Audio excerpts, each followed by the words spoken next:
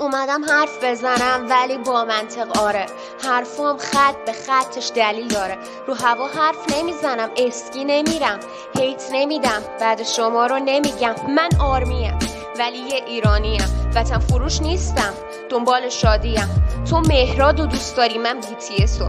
چرا ماجرا رو کشیدی به فن اکسو؟ وقتش جمع کنیم هممونیم بچه بازی ها رو، این هیت دادن ها رو، فن وار سازی ها رو. بذار جواب تو بدم، گفتی اینا کیان؟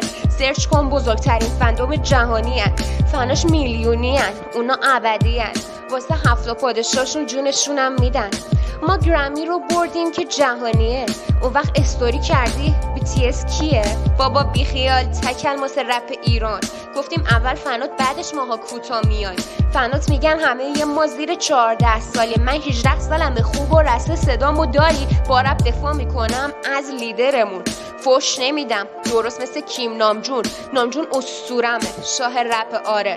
واسه هر تارگتی یه دلیلی داره، ارتش آرمی صف پشت BTS ادامه بدی پایان بدی برات داره.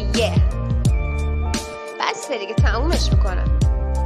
فقط ناموسن پاشیم برین 3-4 تا از کنسرت های ما رو ببینید، جمعیت رو ببینید، صدای ارتش آرمی رو بشنوید، ما رو به چالش دعوت کنید. ما درگیر گرمی شدیم، وقت چالش با شما رو نداریم حاجی، شما وقتتون آزاده. یالا گود بای.